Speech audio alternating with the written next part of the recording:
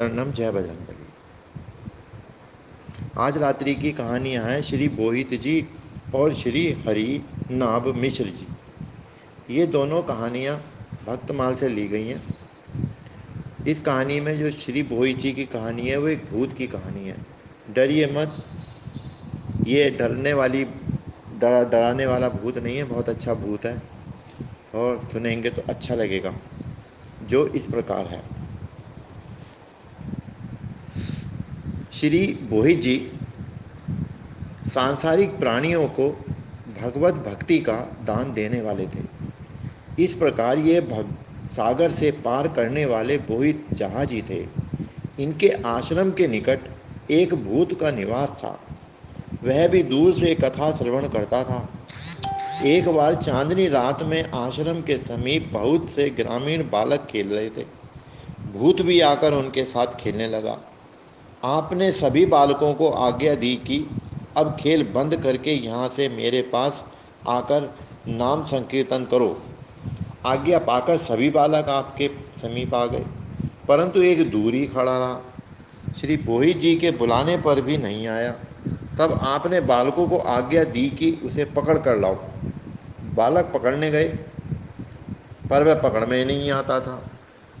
अंत में आपने आज्ञा दी कि इसकी चोटी पकड़ कर लाओ, फिर नहीं छूटेगा।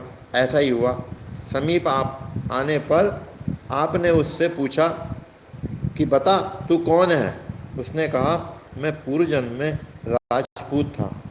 कुसंग के कारण मेरी बुद्धि भ्रष्ट हो गई थी। मैंने अपनी निरपराधिनी सुशीला पत्नी का वध कर डाला था।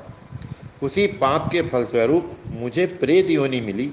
किंचित अनिच्छा से कथा श्रवण का यह उत्तम फल मुझे मिला कि आपके आश्रम के निकट रह रहा हूँ और आपके द्वारा कही गई कथा को सुन रहा हूँ। अब आप कृपा करके मेरा उद्धार कीजिए। मैं आपकी शरण में हूँ।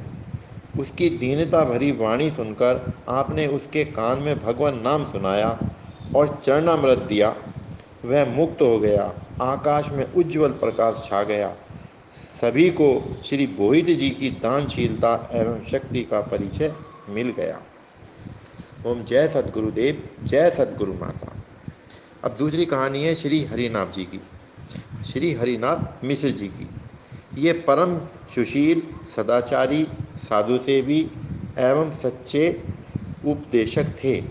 जिस समय आप भगवान की कथा कहते, उस समय श्रोताओं को देह गे का स्मरण नहीं रहता। आपके उपदेशामृत से अनंत जीवों का कल्याण होता।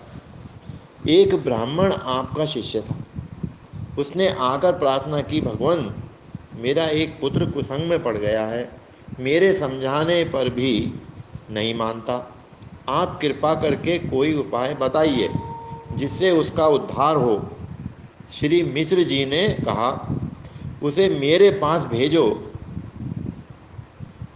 यहाँ आएगा तो उसे सत्संग मिलेगा। मैं समझा बुझाकर उसे ठीक कर दूंगा। ब्राह्मण ने आकर पुत्र से कहा, तू गुरुजी के पास जा, नित्य जाया कर, उससे तेरी बुद्धि शुद्ध हो जाएगी। उसने पिता की बात मानकर उनका तिरस्कार किया। उसे सत्संग में जाने में चिढ़ थी। ब्राह्मण ने आकर सब समाचार गुरुजी को सुनाया। तब इन्होंने कहा, तुम चिंता मत करो, अब मैं ही कोई ना कोई उपाय अवश्य करूँगा। संयोगवश एक दिन जब उस ब्राह्मण का पुत्र इनके आश्रम के समीप होकर निकला तो इन्होंने थोड़ा सा जल उसके ऊपर डाल दिया।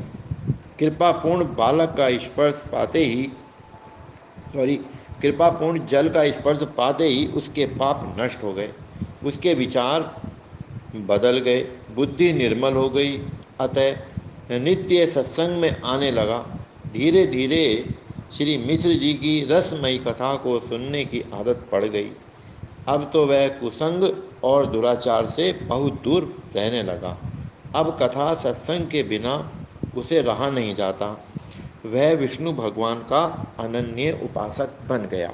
ऐसे ही हमें अपने बच्चों को सत्संग में लाना चाहिए। जब सत्संग का नशा चढ़ेगा तो दूसरे को संग उससे दूर हो जाएंगे। ओम जय सद्गुरुदेव, जय सद्गुरु माता, जय पशरणम, जय बजरंग बली। शुभ रात्रि।